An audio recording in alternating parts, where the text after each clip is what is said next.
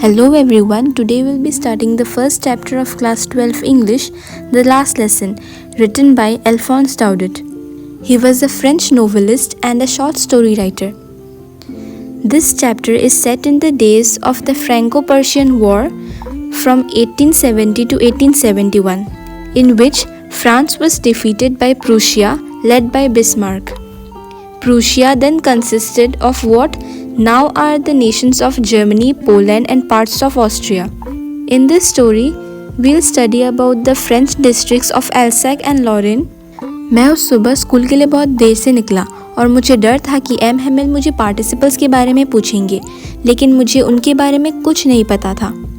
एक पल के लिए मैंने सोचा कि मैं भाग जाऊं और दिन भर खुले में बिताऊं। मौसम इतना गर्म था, इतना उजाला था, जंगल के किनारे पक्षी चहचहा रहे थे और खुले मैदान में प्रूशियन सैनिक ड्रिल कर रहे थे। लेकिन मैंने अपने आप को रोक लिया और स्कूल के लिए चला गया। जब मैं टाउन हॉल से गुजरा तो बुलेटिन बोर्ड के सामने भीड़ थी। पिछले 2 सालों से हमारी सारी बुरी खबरें वहाँ से आई थी। हारी हुई लड़ाइयाँ, ड्राफ्ट, कमांडिंग ऑफिसर के ऑर्डर्स। मैंने सोचा अब क्या हो रहा है। जब मैं वहाँ से जल्दी गुजर रहा था तो वहाँ के ब्लैकस्मिथ यानी कि लोहार, वॉचर अपने एपरेटिस यानी कि शहगिर्द जो उनके साथ काम करता है, उनके साथ बुलेटिन बोर्ड पढ़ रहे थे और उन्होंने मुझे आवाज़ लगाई, इतनी जल्दी मत चल बेटा, तुम स्कूल पहुँच जाओगे समय पर।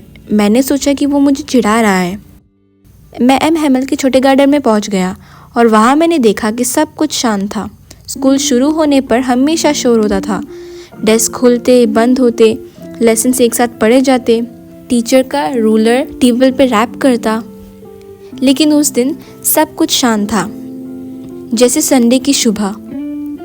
मैंने विंडो से अपने क्लासमेट्स को देखा जो पहले से ही अपनी जगह पर बैठे हुए थे, और एम हेमिल को देखा जो अपने भयंकर आयरन रूलर को लेकर ऊपर नीचे चल रहे थे। मुझे डर लग रहा था, लेकिन एम हेमिल ने मुझे देखा और कहा, जल्दी अपनी सीट पर बैठ जाओ लिटिल फ्रांस, हम तुम्हारे बिना ही शुरू करने वाले थे। मैं बेंच के ऊपर से कूदकर अपनी सीट पर बैठ गया। एम हेमिल ने अपना सुंदर हरा वाला कोट पहना हुआ था, एक फ्रिल्ड शर्ट पहनी हुई थी यानी कि झालर वाला शर्ट, और सिल्क का टोपी पहना था जो वो सिर्फ इंस्पेक्शन और प्राइस डिस्ट्रीब्यूशन डेज पर ही पहनते थे। स्कूल भी अजीब और गंभीर लग रहा था, लेकिन जो बात मुझे सबसे ज़्यादा हैरान कर गई वो ये थी कि पीछे के बेंचेस जो हमेशा खाली रहते थे उनमें आज गांव के लोग बैठे हुए थे। उनमें थे ओल्ड हाउसर जिन्होंने 3 कोनों वाली टोपी पहनी थी, मेयर थे, पोस्टमास्टर थे और कई अन्य लोग बैठे हुए थे। सभी उदास लग रहे थे और हाउसर ने अपना पुराना प्राइमरी का किताब निकाला जिसके किनारे फटे हुए थे, और वहीं पे अपना चश्मा भी रखा हुआ था। एम हेमिल ने अपनी कुर्सी पर चढ़कर जेंटल टोन में कहा, मेरे बच्चों, ये मेरे द्वारा तुम्हें दिया गया अंतिम लेसन है। बर्लिन से ऑर्डर आया है कि एल्सेक और लॉरेंस के स्कूलों में सिर्फ जर्मन पढ़ाया जाएगा। नया मास्टर कल आ रहा है। ये तुम्हारा लास्ट फ्रेंच लेसन है। मैं चाहता हूँ कि तुम सब ध्यान से सुनो। ये शब्द जैसे कि मेरे लिए थंडरस्टॉर्म की तरह था। ये मेरा लास्ट लेसन था। ओह, वो जो बुलेटिन बोर्ड पर लगा हुआ था, अब मुझे समझ आया। मैंने तो अभी लिखना पढ़ना भी नहीं सीखा था। मुझे अपने लेसन्स नहीं पढ़ने के लिए, पक्षी के अंडे ढूंढने के लिए, सार पर स्लाइडिंग करने के लिए बहुत अफसोस हो रहा था। मेरे बुक्स जो अभी तक मुझे बोझ लग रहे थे, मेरे ग्रामर के लेसन्स और मेरे इतिहास की किताबें अब पुराने दोस्त बन गए थे। और एम हेमिल भी।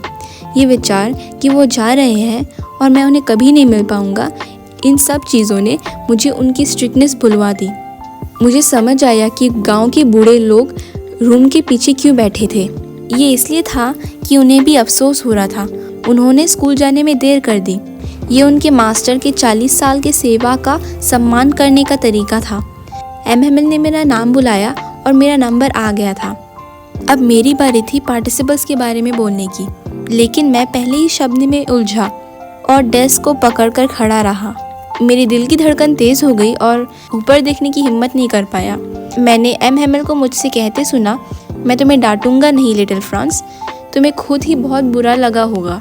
देखो ये है, हर दिन हम कहते हैं अरे हमें बहुत समय है, कल सीख लेंगे, और अब देखो हम कहाँ आ गए।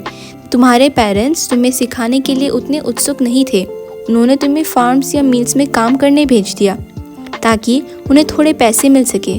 और मैं भी दोषी हूँ। मैंने तुम्हें फूलों में पानी देने के लिए भेजा था और जब मैं मछली पकड़ने चला जाता तो मैंने तुम्हें हॉलिडे दे दिया था। फिर एम हेमिल ने फ्रेंच भाषा के बारे में बात की। उन्होंने कहा कि फ्रेंच सबसे सुंदर भाषा है। उन्होंने कहा फ्रेंच लैंग्वेज दुनिया की सबसे क्लियर और लॉजिकल लैंग्वेज है। हमें इसको अपने बीच में सेफगार्ड करना है और कभी नहीं भूलना है, क्योंकि जब एक देश पर कब्जा होता है तो लैंग्वेज ही एक ऐसी की है जो उन लोगों को उस प्रिजन से आज़ाद करती है। फिर उन्होंने ग्रामर पढ़ाया। मैं हैरान था कि मुझे इतनी आसानी से समझ आ रहा था। उनका हर एक वर्ड इतना क्लियर था, इतना इजी लग रहा था। लगता था जैसे एम हेमिल हमें सब कुछ सिखा देना चाहते थे और एक ही बार में हमारे दिमाग में डाल देना चाहते हैं। फिर राइटिंग का लेसन हुआ। उस दिन एम हेमिल ने नए कॉपीज़ दिए। फ्रांस एल्सेक वो स्कूल रूम में लगते थे जैसे छोटे छोटे फ्लैग्स। सब बहुत मेहनत कर रहे थे। पूरा क्लास एकदम शांत था, सिर्फ पेन की साउंड थी। कभी कभी बीटल्स उड़ते थे लेकिन कोई ध्यान नहीं देता था, चाहे वो छोटे बच्चे भी क्यों ना हो। उनका फोकस सिर्फ राइटिंग पर था। एम हेमिल चेयर पे बैठे मोशनलेस और देखते थे एक एक चीज़ों को, जैसे कि उन्हें याद रखना है कि स्कूल रूम कैसा दिखता है। अरे 40 साल से वह यहाँ पर थे, अपने गार्डन के सामने, अपनी क्लास के सामने। बस डेस्क्स और बेंचेस ही थे जो पुराने हो गए थे। गार्डन में वॉलनट के पेड़ बड़े हो गए थे और एम हेमिल ने खुद लगाए हुए हॉप वाइन विंडो से लेकर रूफ तक फैल गए थे। कैसा दिल टूटा होगा उनका जब उन्होंने अपनी बहन को ऊपर की रूम में ट्रंक पैक करते हुए सुना, क्योंकि वो कल देश छोड़ने वाले थे। लेकिन उनमें इतनी हिम्मत थी कि अंत तक उन्होंने हमें पढ़ाया। राइटिंग के बाद हिस्ट्री का लेसन हुआ। फिर छोटे बच्चे बा, बी, बो, बू पढ़ने लगे। रूम के पीछे ओल हाउसर ने अपनी स्पेक्टिकल्स लगाई और अपनी प्राइमरी बुक को दोनों हाथों में पकड़ के लेसन्स पढ़ने लगे। उनकी आवाज़ कांप रही थी और उनके इमोशंस को देखकर हमें हंसना और रोना दोनों आ रहा था। ये लास्ट लेसन कितना यादगार है। अचानक चर्च क्लॉक में 12 बजे, फिर एंजेलस बजा। उसी वक्त प्रूशियन के ट्रम्प्स ड्रिल करके वापस आ रहे थे। हमारे विंडो के नीचे बज रही थी। एम हेमिल खड़े हो गए। मैंने उन्हें इतना टॉल कभी नहीं देखा था। उन्होंने कहा, मेरे दोस्त, मैं लेकिन कुछ अटक गया उनके गले में। उनसे आगे नहीं बोला जा सका। फिर उन्होंने ब्लैक बोर्ड की तरफ मुड़कर एक चौक लिया और अपनी पूरी ताकत से लिखा, विव ला फ्रांस, यानी कि लॉन्ग लिव फ्रांस। फिर उन्होंने अपना सिर वॉल से लगाया और बिना कुछ बोले उन्होंने हमें एक इशारा दिया, स्कूल ख़त्म, तुम जा सकते हो। ये स्टोरी हमें सिखाती है कि हमें अपनी संस्कृति, भाषा और विरासत को प्यार करना चाहिए और उन्हें बचाना चाहिए।